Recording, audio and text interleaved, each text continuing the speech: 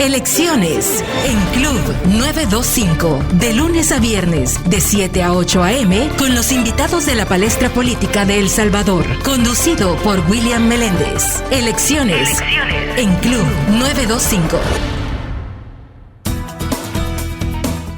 Buenos días, jueves 18 de febrero de 2021. Gracias por sintonizarnos a esta hora de la mañana en Elecciones 925.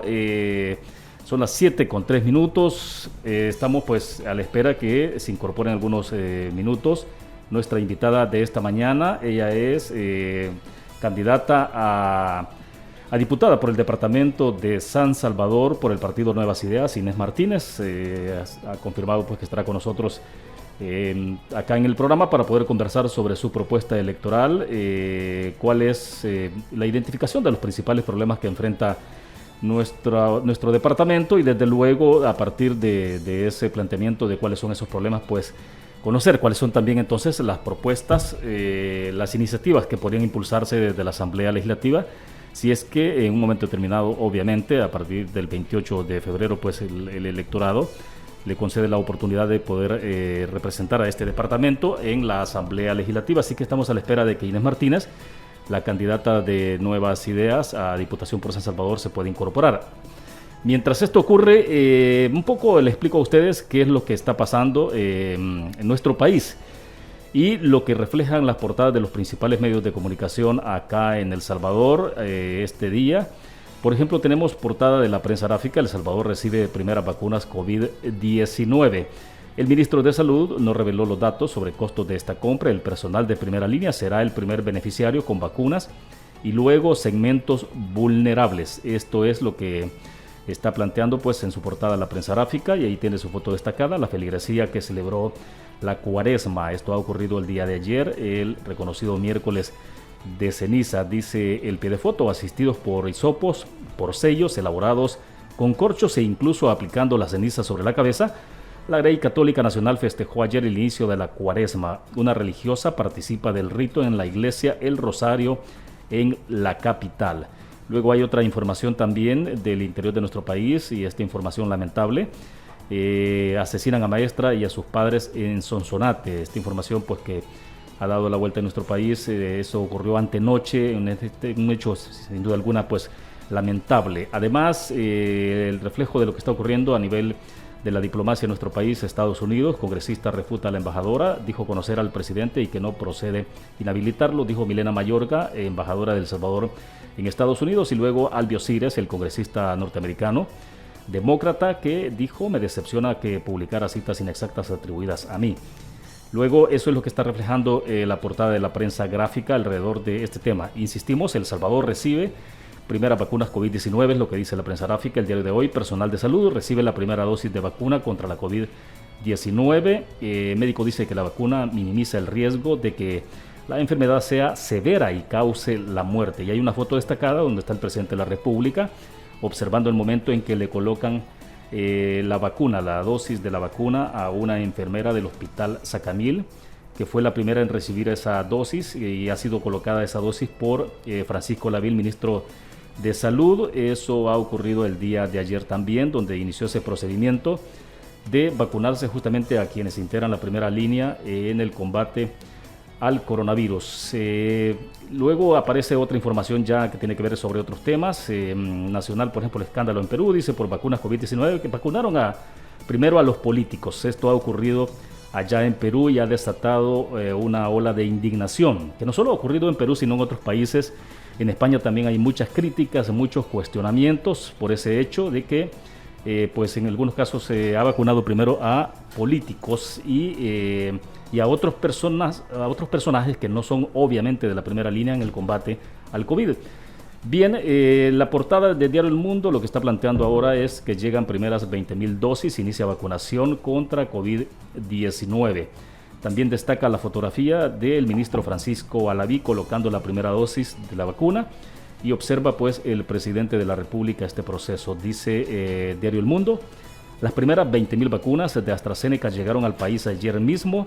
Mirna Esmeralda Moreno de Murgas, enfermera del Hospital Sacamil, fue la primera en ser inmunizada. En total se comprarán 2 millones a AstraZeneca y 9 millones en total, según lo que ha confirmado el presidente de la República, Nayib Bukele. Las otras informaciones, que no son necesariamente secundarias, sino importantes, pero que también se reflejan en la portada del periódico Diario El Mundo. Costa Rica aprueba extraditar al suegro de Mauricio Funes. Esta fue una noticia que ayer trascendió también, donde el gobierno de Costa Rica estaba confirmando justamente que habían autorizado la extradición del suegro de Mauricio Funes hacia nuestro país. El fiscal general de la República sobre este tema ya decía ayer que es un procedimiento que puede tardar al menos un mes, pero que eso es un hecho, ¿no? Hay que tomar en cuenta que hay un proceso burocrático en el tema interno de los sistemas de justicia, y esto es lo que puede tardar pues un poco de un mes más o menos, decía el fiscal, para que pueda tenerlo acá en el país al suegro Mauricio Funes y que rinda cuentas ante la justicia por el tema de saqueo público. Además, canasta básica 2020 en el nivel más alto en 19 años. Congresista de Estados Unidos también, que desmiente a la embajadora Mayorga. Eso es lo que están reflejando los principales rotativos en nuestro país. Y esto es importante porque vamos a seguir hablando sobre el tema de las vacunas. ¿Qué es lo que está pasando entonces? Porque ayer pues presenciamos en horas de la mañana este vuelo internacional de la aerolínea Iberia que transportaba las 20.000 dosis, las primeras 20.000 dosis de vacunas que han llegado a nuestro país, y que pues el primer lote que recibe El Salvador. Una buena noticia sin duda alguna, porque pues permite que se tome una buena decisión en términos de qué personas serán las primeras en colocarse esa vacuna, que es personal de primera línea. Hace algunos minutos atrás el ministro de Salud de nuestro país, Francisco Lavid, decía en una entrevista de televisión que ya van cerca de 2.000 dosis las que se han aplicado a partir de este proceso que inició ayer en horas de la tarde, que se hizo, ya decíamos, una muestra simbólica donde una enfermera del Hospital Sacamil fue la primera en recibir esta dosis, y luego entonces pues se ha procedido con el resto de personas que están involucradas en la primera línea.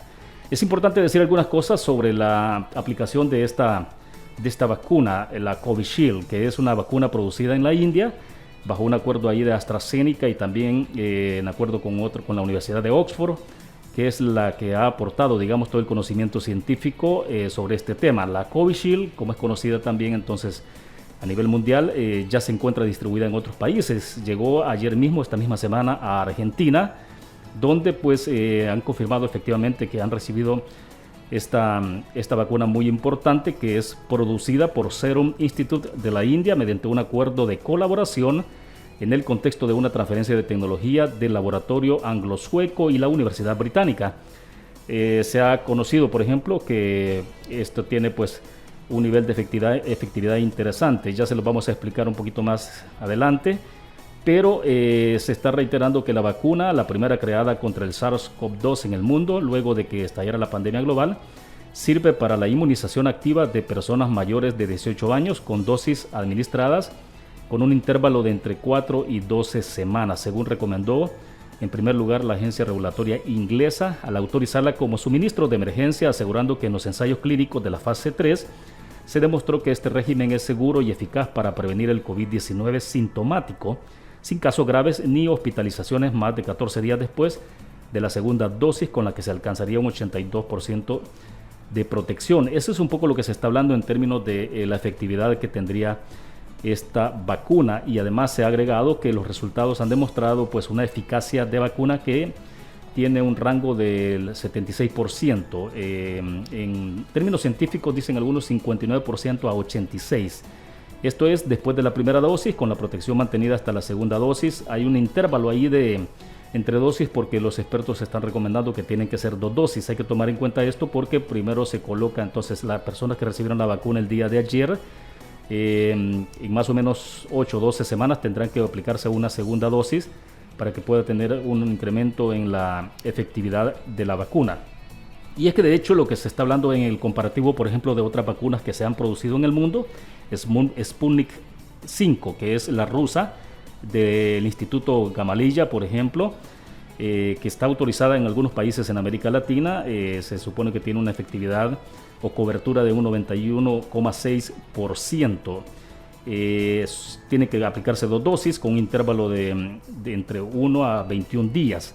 Mientras tanto, la Covishield, que es la que estábamos hablando, que es la que está recibiendo ya la primera línea, los trabajadores de primera línea en nuestro país, tiene una cobertura que ronda entre el 62 y el 90%, que está autorizada ya también decíamos, no solo en El Salvador, sino en varios países en América Latina y en otros en Europa. La llegada argentina es pues un hito importante también que se está mencionando allá en otros países, por ejemplo, a propósito de cómo es el alcance que ha tenido la Covishield en su aplicación en otras latitudes. Y la Oxford AstraZeneca, esta es en Reino Unido, que es del 62 al 90% de cobertura. Así que es el comparativo importante y reiteramos esto lo que ha ocurrido el día de ayer. Una noticia muy importante para nuestro país, muy relevante, ¿no? El primer lote de 20,000 dosis que han llegado a El Salvador y que Mirna Moreno, insistimos, una enfermera del Hospital Nacional General, doctor Juan José Fernández, que es conocido en nuestro país como el Hospital Sacamil, que se convirtió en la primera persona en recibir la dosis contra la COVID-19. Ella dijo en declaraciones a los medios de comunicación: me siento elogiada de que me favorecieran con la vacunación, es lo que dijo a la prensa en sus primeras declaraciones públicas, y que desde luego pues supone un avance importante para nuestro país y en lo que puede devenir en adelante, sobre todo con la posibilidad de que esto pues vengan nuevos lotes a futuro y que esto implique inmunizar a la mayor parte de la población en El Salvador. Muchos países desde luego lo están haciendo de forma gradual y lo están haciendo en función de la exposición o el riesgo de contraer el virus, y este es el caso de quienes integran la primera línea de acción, los médicos, enfermeras, todo el personal que trabaja en los hospitales, y luego personas de mayor edad que también tienen un alto riesgo de contraer el virus, pero sobre todo también de fallecimiento. Así que esto es importante porque pues marca un buen punto de partida para El Salvador. Bien, a esta hora de la mañana, ahora sí, entonces está con nosotros la candidata a diputada que les estábamos presentando hace algunos minutos atrás. Ella está corriendo como candidata a diputada por San Salvador, y esto pues es interesante porque vamos a conocer cuáles son sus propuestas que tiene para San Salvador, qué hacer en Asamblea Legislativa, si es que en un momento determinado también entonces la población decide endosarle su respaldo a través del voto el 28 de febrero. Queremos agradecer que nos acompaña en cabina de la Club Inés Martínez, candidata a diputada de Nuevas Ideas San Salvador. ¿Qué tal? ¿Cómo está? Bienvenida, Inés. Buenos días, pues muy feliz de poder estar acá en este espacio. Un saludo para todas las personas que nos escuchan, que van a trabajar o que ya están pues en sus trabajos. Bueno, excelente. Y estábamos iniciando, Inés, en lo que hacíamos un poco de tiempo para que usted se incorporara a la entrevista, hablando de la llegada de la vacuna, del primer lote de esta vacuna de la Covishield. Son 20,000 dosis que están ya aplicándose. Ha iniciado el proceso de distribución y bueno, me gustaría conocer un poco su primera impresión sobre esto. Bueno, definitivamente muy agradecida por las gestiones de nuestro presidente. La verdad es que a nivel internacional sabemos cómo ha afectado la pandemia y definitivamente esto va a venir a solventar la situación de la salud para toda la población. La verdad es que a pesar de todas las críticas que se han recibido, que no podíamos esperar menos pues de una oposición que solamente está ahí pues bloqueando todo el trabajo del Ejecutivo.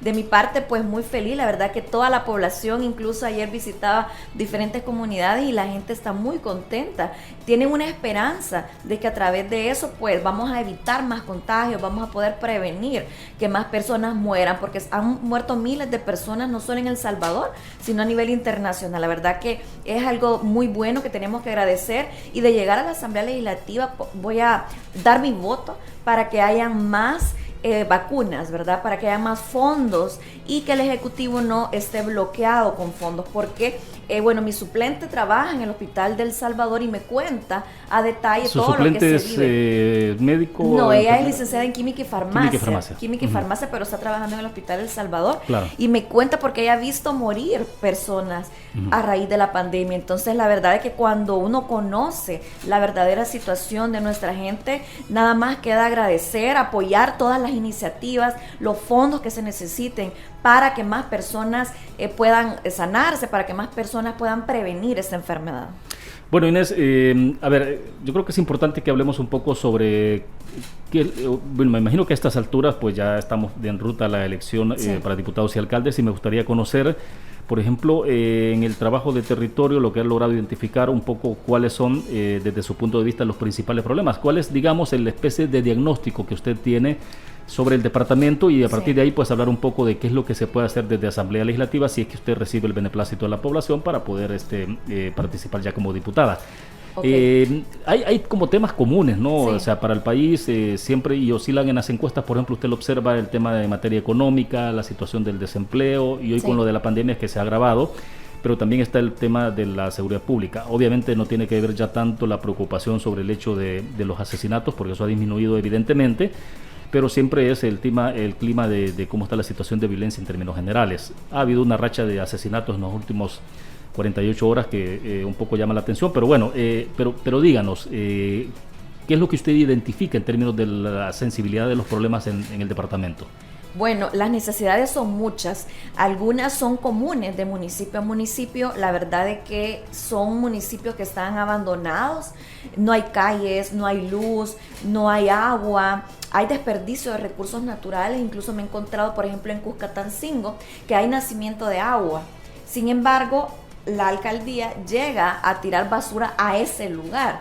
Entonces, es lamentable cómo este recurso no llega a la gente que lo necesita. Aparte que también, por ejemplo, en Apopa hay varias comunidades que no tienen ni siquiera acceso a, aparte de agua y eso que ya acabo de mencionar, que es bastante común a nivel pues de todos los municipios, el alumbrado tampoco existe, incluso hay comunidades enteras que tampoco tienen servicio de aguas negras. Esto es bastante lamentable porque hay adultos mayores, hay muchos niños, sin embargo son personas que están en el olvido. Es bastante lamentable. Esto está en Apopa, Cuscatancingo, Santiago Texacoago, a nivel departamental. La verdad es que se mira el abandono, no conocen en muchos lugares a sus alcaldes. Entonces cuando tú ves eso, de hecho he llevado varios proyectos en estos días de alumbrado en el Paisnal, por ejemplo, entre otros, brigadas médicas, proyectos de alfabetización, porque la gente de verdad que lo necesita. Entonces cuando tú me dices necesidades, te puedo enumerar muchísimas, pero a simple vista es eso, no hay desarrollo de calles, no hay inversión, lugares que tú pudieras decir, no, pero es un lugar que debería ser desarrollado, un lugar urbano, y que posiblemente siempre hemos tenido el pensamiento de que solo Oriente o Occidente no está desarrollado, pero no.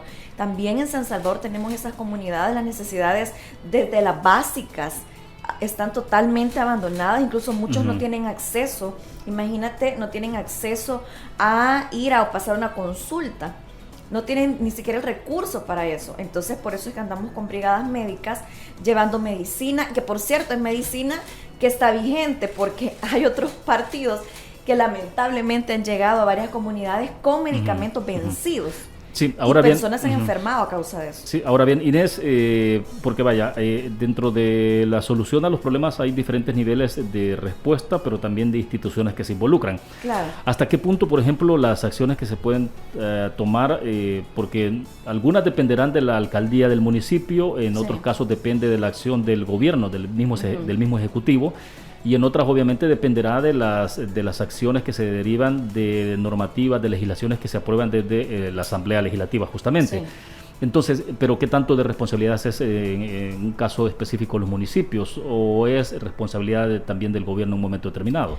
Bueno, cada quien tiene sus funciones. El problema acá que sabemos que el presidente pues ha tenido que lidiar con diferentes bloqueos, ha tenido que lidiar con la negativa de trabajar de los diputados, y ellos también están en alianza con los alcaldes, evitando incluso, me he enterado, evitando, obstaculizando la entrega de paquetes alimentarios.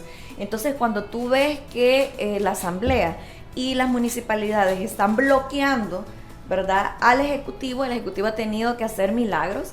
La verdad es que cada quien tiene sus funciones, sin embargo, el presidente ha tenido que venir a solventar diferentes problemas que son estructurales.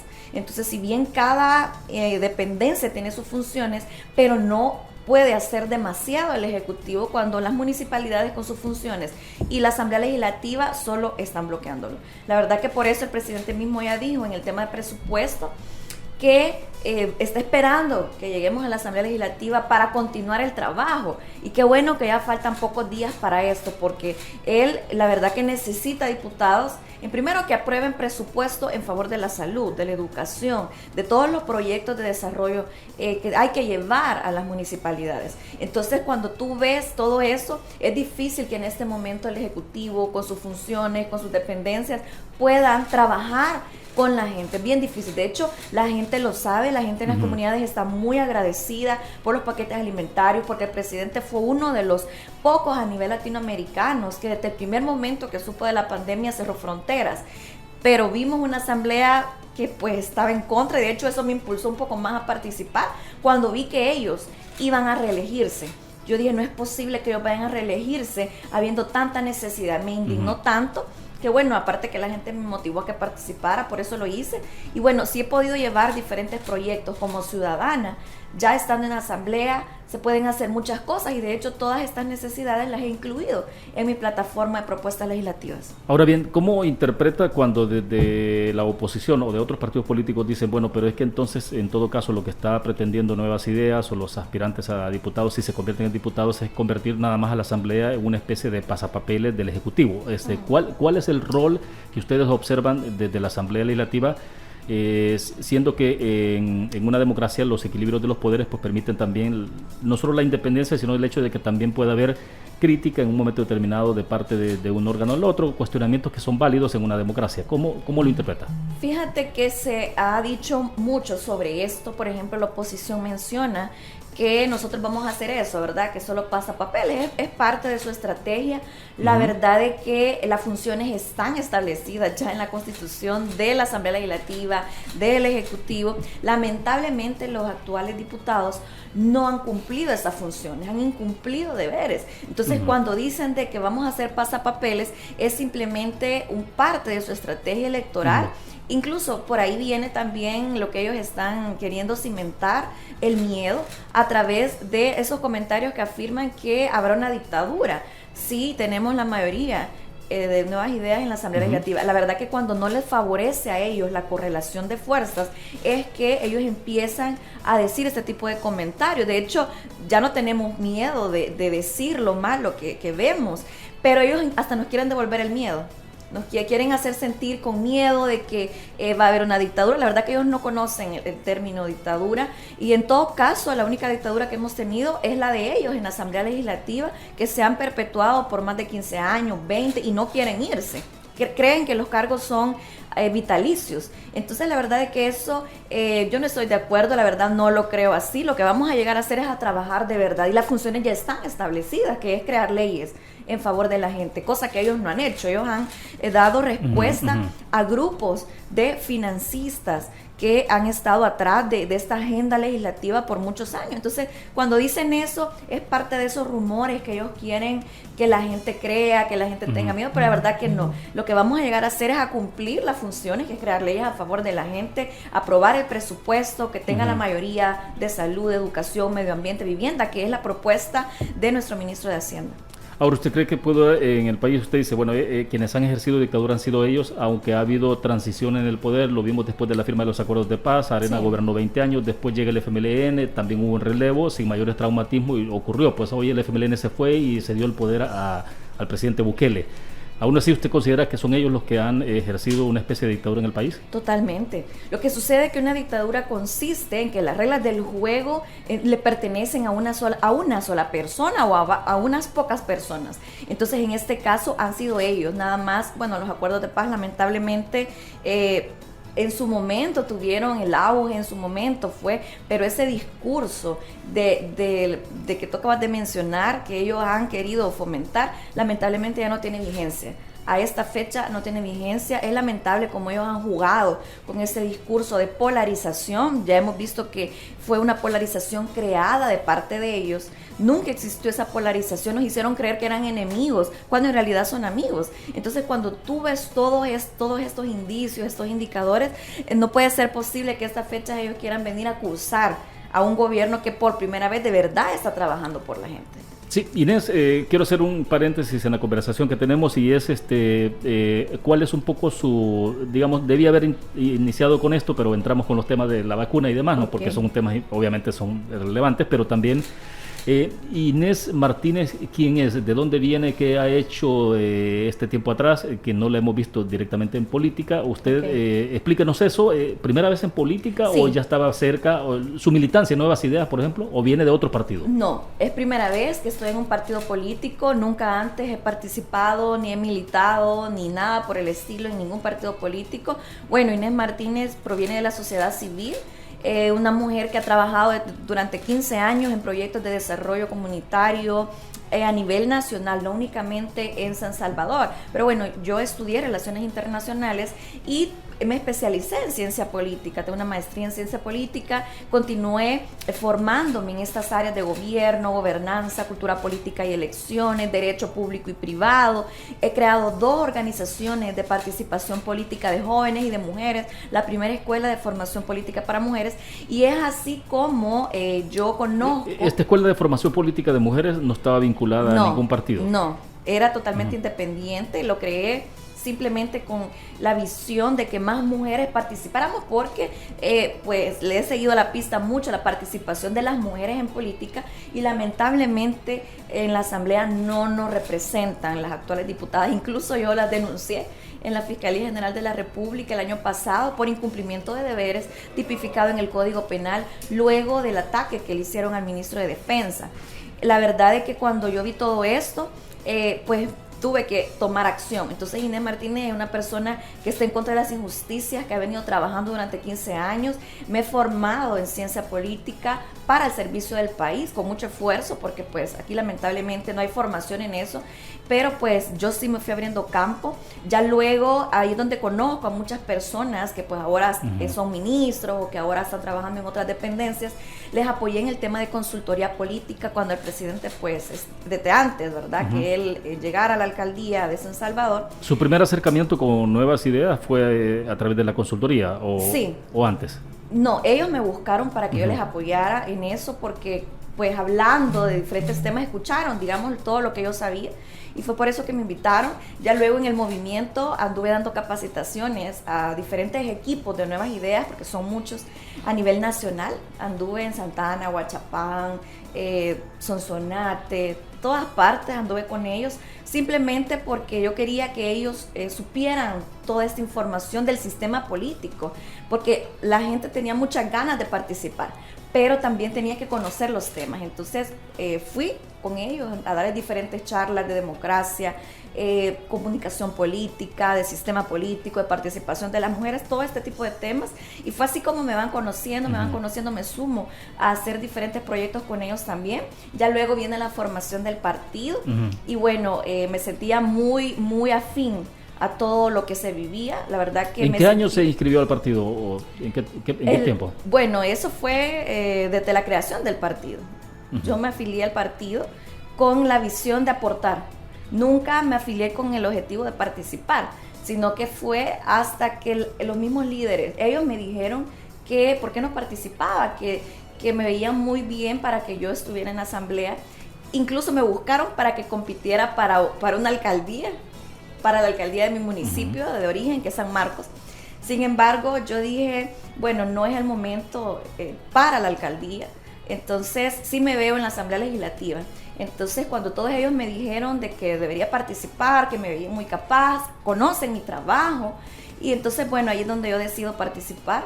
Fue una decisión muy difícil, porque pues aquí en El Salvador la cultura política es muy baja. Sé que hay muchos ataques. De hecho, un pseudo periódico en esta semana nos atacó a todos los candidatos, y así, entonces no es fácil. Sin embargo, mi compromiso es con la gente, y yo les dije, bueno, voy a participar, pero así como el presidente nos dijo que no lo dejáramos solo, no me vayan a dejar sola, porque este camino es difícil, hay muchas espinas en el camino. Sin embargo, pues estoy acá, y pues me siento muy feliz del apoyo que recibo de la gente, y de llegar a la Asamblea Legislativa, que la gente me muestre el apoyo, y pues estoy segura que sí voy a llegar. pues todo este servicio va a ir para la gente. De hecho, una de mis propuestas es reducir los salarios de los diputados. Fue muy polémica en redes porque saltaron otros candidatos de otros partidos que están en contra de esta propuesta. ¿Cuánto debe ganar un diputado? Fíjate que yo considero que debe ganar $1,500. ¿Por qué? Porque recordemos que los sueldos en El Salvador no son los mejores del mundo. Entonces no es posible que alguien de la función pública entre a la asamblea únicamente para enriquecerse, así como los actuales diputados que reciben bonos, viajes, incluso han viajado durante la pandemia. Han gastado los recursos del Estado. Tenemos a un Carlos Reyes con 113 bienes que no sabemos cómo los ha obtenido. Entonces todo eso tiene que limpiarse. Creo que una acción de buena voluntad es reducirse los salarios. Me han dicho que es una medida populista, pero no es cierto.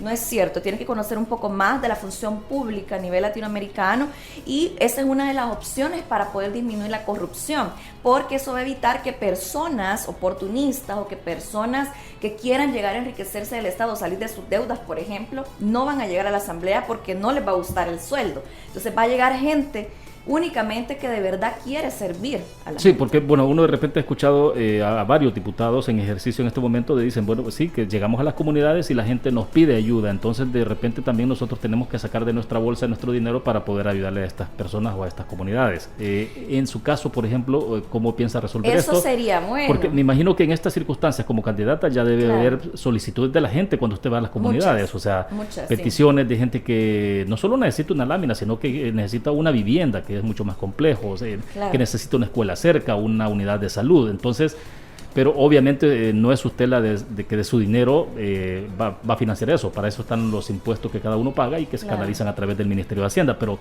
¿cómo resolver esa parte, digamos, y en términos de ese salario que usted sugiere que sea para los diputados? Sí, precisamente es para eso. Creo que 1,500 es lo que le debe quedar a un diputado y el resto que puede invertirse en becas, que puede invertirse en proyectos municipales. Pero incluso. no lo administraría esa otra diferencia el diputado, sino que se canalizaría a través de otra forma. Claro, podríamos ver la forma, ese no es problema, el problema es a dónde va a ir a destinarse.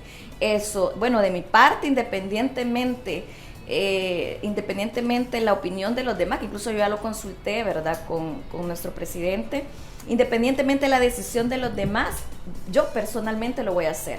Por eso mismo, aparte que pues los proyectos municipales y los fondos que tienen que aprobarse ante la Asamblea Legislativa, incluye en primer lugar el presupuesto, en segundo cooperación internacional y donaciones, que por cierto hemos perdido donaciones durante este tiempo a causa que los diputados han modificado los decretos. Incluso yo fui a pelearme con el Distrito 6 allá a la Asamblea Legislativa.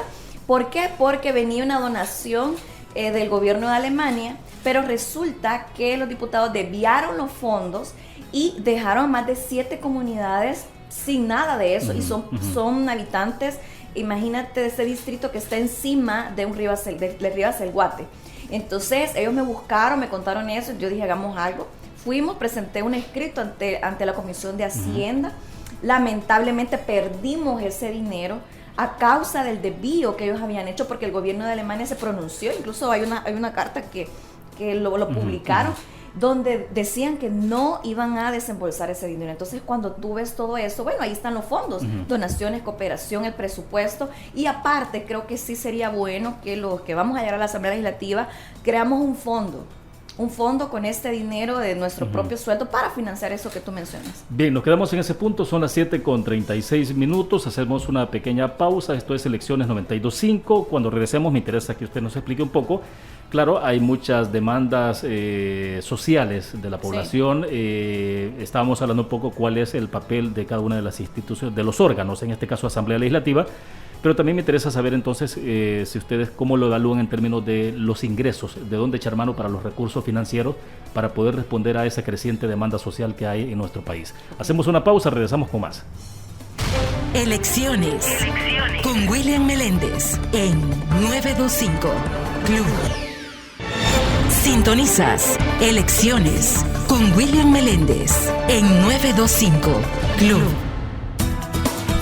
Esta mañana de jueves continuamos conversando acá en cabina de 102.9 de la 92.5 con Inés Martínez. Ella es candidata a diputada por el departamento de San Salvador y obviamente estamos conversando sobre su propuesta electoral, sobre sus iniciativas, sobre cuál es su apreciación sobre las principales demandas que hay dentro de la población del departamento, obviamente, que pretende representar. Y por acá Inés Wilber Gómez preguntaba, ¿no? Quisiera saber de manera más puntual su plataforma legislativa, sus ejes principales y para qué sectores irán sus gestiones de ser electa para ejercer desde una curul. Así que una consideración. Claro, mi plataforma de propuestas legislativas contiene 20 grandes propuestas. Voy a mencionar algunas, las principales, ¿verdad? Para la persona que estaba preguntando. En primer lugar, llevo el eje económico, que es muy importante. Llevo también el eje de seguridad social y seguridad jurídica y también una agenda de los salvadoreños en el exterior. Entonces, el primer punto que yo llevo de mi propuesta es una reforma integral a las pensiones. Esto me lo han pedido los docentes, los policías, los médicos, los vendedores. Todos los gremios están pidiendo a gritos una reforma. Muchos de ellos quieren que se elimine las AFP, pero yo le apuesto a una reforma. ¿Por qué? Porque creo que la vejez tiene que ser un retiro digno de la población y yo lo he vivido en carne propia. El Frente en el 2015 despidió a mi papá de una institución. Él no tenía nada que ver con ningún partido político. Él había ascendido por su trabajo, sin embargo lo despidió sin $1. Hasta la fecha le deben 30 años de trabajo que él trabajó con todas sus ganas y toda su voluntad. Entonces, cuando yo veo esto, y pues él ya está en la tercera edad, cuando yo veo todo esto de cómo es posible el abandono de las personas de la tercera edad, me compromete a reformar las pensiones, una de las primeras cosas que voy a hacer. Pero no es precisamente, perdón Inés, no es precisamente desaparecer las AFP, las administradoras de fondos para pensiones, que es sistema privado, porque vaya, el FMLN tiene una iniciativa y es convertir todo el tema de administración de fondos, pero que sea administrado a través del Estado, del gobierno, no precisamente, y prácticamente se enfocan más en desaparecer a las administradoras, a las AFP. Sí, pero esa iniciativa es totalmente falsa porque ellos han tenido el tiempo para hacerlo. Incluso tengo información donde ellos en la última reforma que hicieron recibieron en el maletín negro, sí existió para esa reforma, de $2 millones para cada bancada legislativa.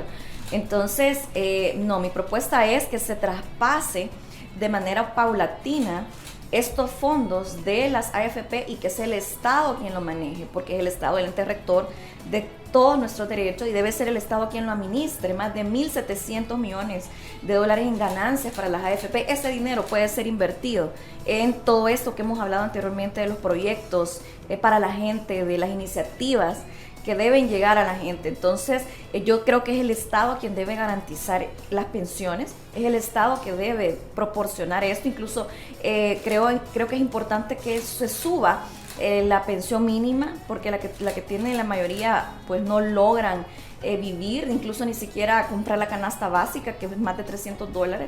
Mi propuesta es que ellas puedan recibir $600, por lo menos que cubran. Eso sería prácticamente duplicar lo que se tiene ahora. Sí. Pero en términos de recursos, ¿hay capacidad para poder financiar esos fondos? Pues eso es lo que yo te estoy mencionando. Porque lo que es importante en esto también es el término de cuántas personas están económicamente activas, están generando, están trabajando, porque al final los que estamos activos trabajando son los que aportamos también para quienes están ya retirando, ¿no? Esta es la forma en cómo trabaja este mecanismo.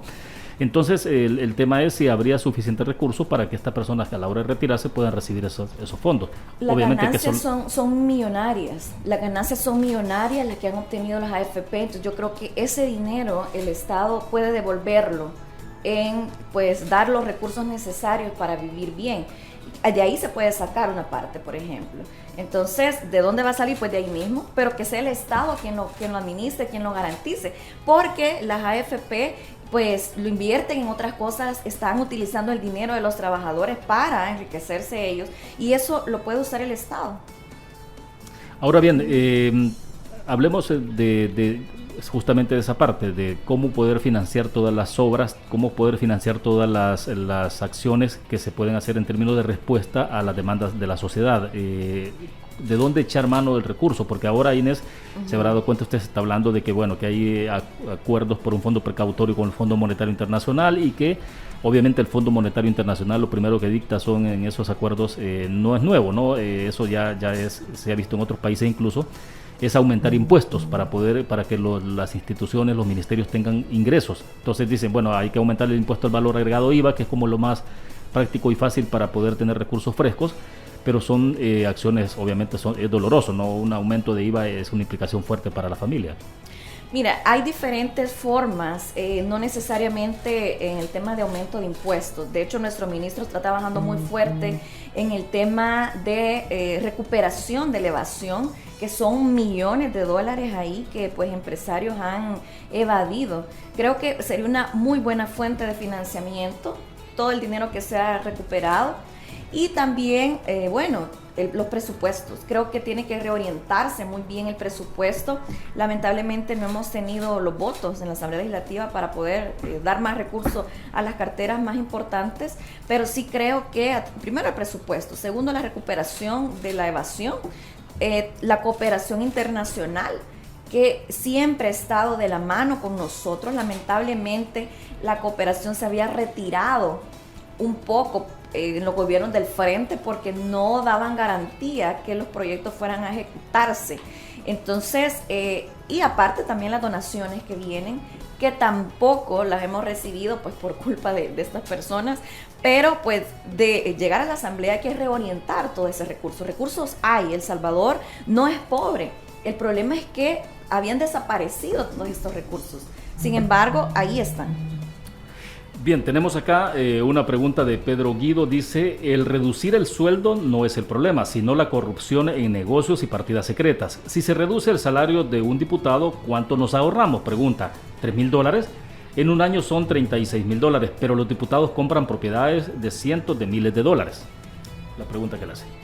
Pues fíjate que el dato exacto no pudiera decirle la cantidad, ¿verdad?, exacta que pudiéramos recaudar ahí, pero pues seguramente sí son miles de dólares. O sea, es decir, habría que ir a ver ahí a la asamblea cómo está ese asunto. Pero lo que sí te puedo garantizar es que ese recurso tiene que ser reorientado. Esa es mi propuesta. Si en un momento si ocurriera, esto es hipotético sin duda alguna, si ocurriera que, bueno, usted llega a ser diputada en Asamblea Legislativa y tiene que tener en sus manos una propuesta de gobierno de lo que sea, de aumentar el impuesto al valor agregado IVA, ¿su voto contaría para eso? No, definitivamente no. De hecho, nuestro ministro ha dicho que no habrá aumento de impuestos.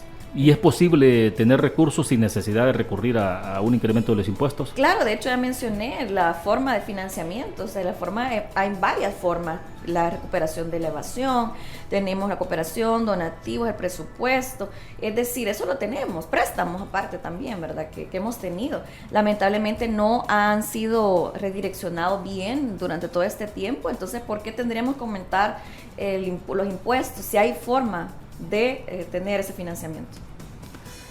Bien, Inés, de ahí en términos de otras acciones, entonces ¿usted cree que lo que garantizaría, por ejemplo, una mejor acción de parte del Ejecutivo es que se tenga el acompañamiento desde la Asamblea Legislativa? Totalmente, sí. O sea, entonces todo lo que llegue, por ejemplo, en un momento determinado de acciones del Ejecutivo, ¿ustedes estarían dispuestos a aprobarlo? Sí, porque es en beneficio de la gente, porque habríamos de oponernos, es decir, si va en contra de la gente, por supuesto que sí, pero estoy segura que eso es imposible que suceda, todas las iniciativas van a ayudar a la gente, entonces ¿por qué habríamos de rechazar? Y de mi parte, pues voy a dar todos los votos necesarios de todas esas iniciativas que van a sumar y aumentar la calidad de vida de la gente. Ahora, cuando está visitando las comunidades, ¿cuál es la expresión de la gente? Una es esa, es una pregunta puntual, ¿no? ¿Qué es lo que pide la gente? ¿Qué es lo que más o demanda, digamos? Y lo otro es si ha tenido posibilidades de visitar a todas las comunidades en el interior del departamento. Pues hago todo lo posible por recorrer la mayor cantidad, sin embargo, son muchos los lugares. Y sobre todo las comunidades ven en mí alguien que puede ayudarles. De hecho, tengo una larga lista de peticiones, de todo absolutamente. Entonces, y quieren que yo me quede en ese lugar. Es decir, yo me muevo de comunidad en comunidad, les aporto en lo que puedo. Sin embargo, como estoy con pocos y propios recursos, porque no tenemos financiamiento, es complicado. Es complicado quedarme permanentemente en un lugar. Sin embargo, estoy haciendo todo mi esfuerzo para llegar y hablarles de mis propuestas, que es lo más importante en este momento. La verdad es que, como tú has mencionado, son muchas las necesidades que yo me encuentro. Es difícil como una simple ciudadana resolverles a todos, porque no se puede. Por eso es que se necesita estar en cargo de toma de decisiones como la Asamblea Legislativa, porque desde ahí donde se crea el marco jurídico y las condiciones. La gente me pide empleo. La gente me pide casas, la gente me pide alimentos, me pide Ahora, en algunas de las peticiones, obviamente, no hay una posibilidad de respuesta desde la Asamblea Legislativa. Claro. Y entiende la gente cuando se le dice, mire, le explico. Hay acciones que nosotros podemos hacer, pero no precisamente esta que me está pidiendo. Yo les explico, pero fíjate que ahí es donde la desinformación llega a ellos, porque desde que yo, por ejemplo, he sido candidata, he recibido currículum de gente que quiere que yo les consiga empleo, y yo les digo, lamentablemente yo no puedo hacer eso, no tengo ese poder de decisión de llegar a la asamblea. Yo voy a generar las condiciones, por eso llevo una ley de inversión que pretende generar las condiciones para que los salvadoreños en el exterior puedan invertir. De hecho, tengo un proyecto de $60 millones que va a generar 10,000 empleos directos y 5,000 indirectos. ¿Cómo funcionarían los 60 millones? ¿De dónde obtendrían los Son recursos? Son fondos de salvadoreños en el exterior que están organizados. ¿Que son propuestas o promesas que ellos han hecho de invertir? No, ellos quieren ayudar al desarrollo de nuestro país, quieren invertir, quieren venir a poner sus negocios. El problema es acá, toda la burocracia que existe actualmente no les permiten, los bancos les piden muchísimos requisitos, los discriminan por no tener un DUI con dirección de El Salvador. Entonces fueron ellos. Yo he estado en diferentes partes de Estados Unidos y he podido conversar con ellos y me dicen, Inés, yo quiero llevar este recurso, pero no se puede. Incluso sabes que yo traje un contenedor. Fui a gestionar gracias a PROAES que me dio esa donación. Hasta el momento, yo tengo más de un mes de estar tratando y peleándome con la gente de aduanas, no te imaginas, y vienen sillas de ruedas, vienen uniformes, vienen víveres, y la verdad es que todos estos procesos tienen que eliminarse para donaciones, y la ley de inversión va a venir a beneficiar en el empleo. Entonces, cuando la gente viene y me pide un empleo directo, yo le digo, yo no puedo, pero sí, al llegar a la asamblea voy a generar las condiciones, y por eso mi compromiso con la generación de empleo, más de 10,000 empleos directos y 5,000 indirectos. Ahora bien, ¿cómo ha visto entonces el trabajo, el papel del Tribunal Supremo Electoral actualmente? Lamentable.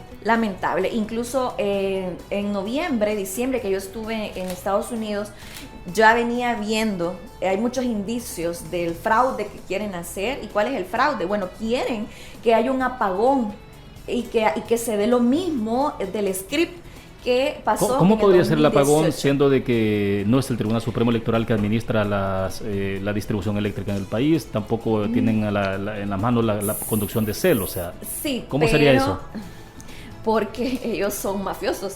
Entonces, mira, hay mucha información, por eso estamos trabajando muy fuerte en el tema electoral con nuestra gente, que la gente sepa todo lo que está sucediendo. Mira, hasta la fecha, todas las pruebas que han hecho del sistema han salido terribles. Ya lo hemos visto, incluso la magistrada, la presidenta, lo ha dicho frente a cámara. Entonces, cuando tú ves que no hay esa seguridad, para empezar, esa seguridad. Ahora, pero usted está participando siempre, claro, a pesar de esas condiciones, entonces. Sí, es que hay que participar para poder cambiar el sistema desde adentro. No puedo cambiarlo como una simple ciudadana, hay que llegar ahí para hacerlo, hay que someterse a esa regla. Sin embargo, por eso estamos pronunciándonos, y de mi parte fui a la Organización de Estados Americanos. ¿Por qué podría, Inés, podría haber en estas circunstancias fraudes si no lo hubo cuando el presidente Bukele, cuando era candidato y ganó la elección, y le transfirieron? No hubo sobresaltos, decíamos, por ejemplo, cuando el FMLN le cede el poder al presidente Bukele. Bueno, no es que le ceda, sino que lo ganó electoralmente, porque la gente fue a votar masivamente. Es decir, fue muy directo el voto. En este caso es diferente. Y recordemos lo que pasó en el 2018. que hubo una falla del script, los que iban perdiendo al final resultaron ganadores. Entonces cuando tú ves todo eso, ves las fallas actualmente, yo por eso fui a la Organización de Estados Americanos y presenté una denuncia al secretario de Seguridad del Hemisferio Occidental, que si bien la Organización de Estados Americanos y Naciones Unidas no es un tribunal de justicia, como me criticaron ahí unas pseudo abogadas que van de candidatas, no importa, es que son organismos internacionales que ¿Y qué tienen pasó peso con esa político. solicitud o esa denuncia? Bueno, yo fui a hablar todo lo que estaba pasando con el tribunal porque ya se venían viendo muchas cosas. O sea, ¿le recibieron la denuncia? Claro, ¿La me procesaron? reuní, por eso estuve allá. Y lo que quiero decir sobre esto es que quería llegar hasta allá para contarles de primera mano lo que estaba pasando aquí en El Salvador. ¿Por qué? Porque estos partidos han manipulado, bueno, comprado, ¿verdad? Algunos medios internacionales pues les pasan dinero, algunas personas que se encargan de hacer lobby también con diferentes líderes internacionales para tratar de poner en mal al presidente, y mira que hasta lo han querido destituir. Entonces fui para eso, para que escucharan de mi boca todo lo que estaba pasando aquí en El Salvador. Pero eventualmente no ha tenido respuesta, ¿o sí? No, ¿cómo no? De hecho ya tenemos observadores internacionales de la OEA que están acá. Eso es una buena muestra. Siempre Y iban eso a... precisamente, Inés, no es una garantía de la transparencia con la que se puede desarrollar el proceso, porque bueno, cuando usted conversa con los magistrados del tribunal dicen, bueno, lo que tenemos acá es, pueden haber irregularidades como ocurre en algunas elecciones en el pasado, han ocurrido, pero no precisamente un tema de fraude, que eso es una palabra mucho más compleja, más grande, ¿no? Bueno, en su connotación. Sí, la verdad es que nos estamos preparando porque sí, ellos están planificando hacer eso otra vez.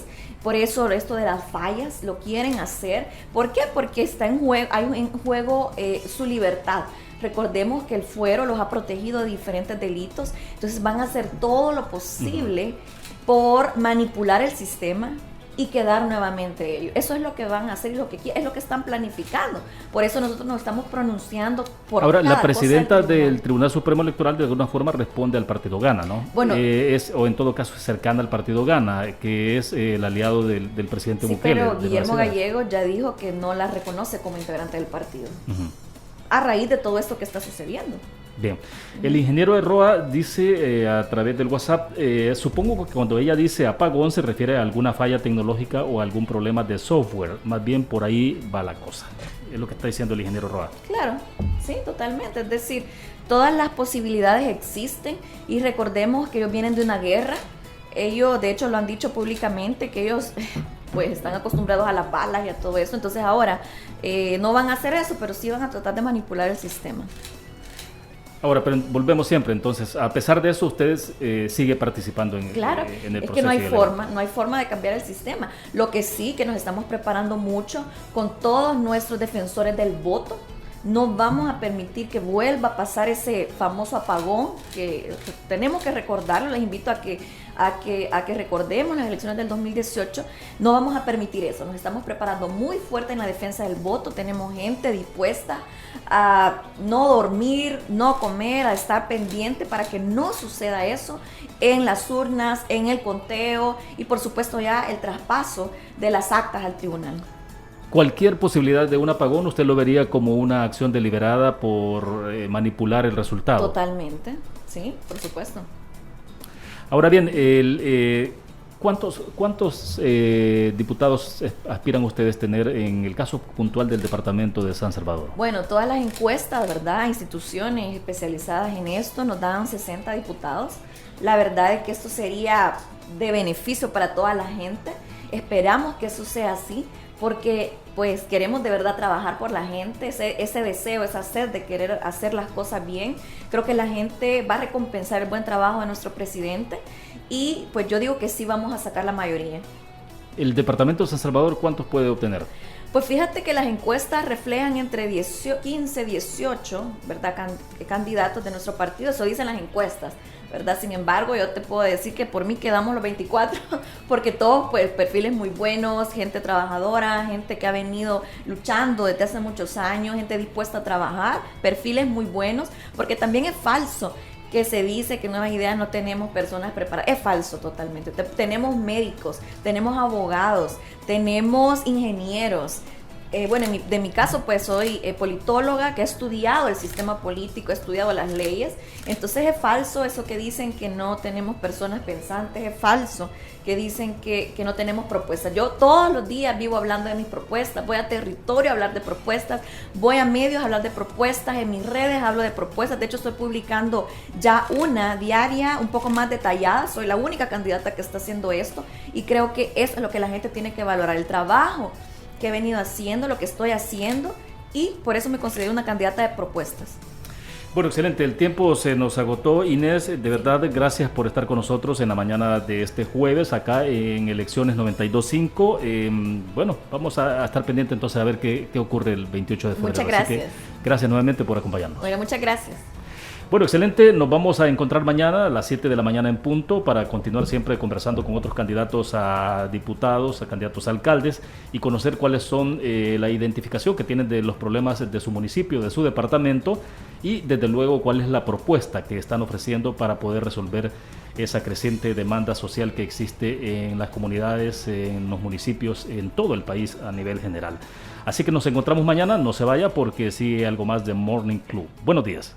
Elecciones en Club 925, de lunes a viernes, de 7 a 8 a.m., con los invitados de la palestra política de El Salvador, conducido por William Meléndez. Elecciones en Club 925.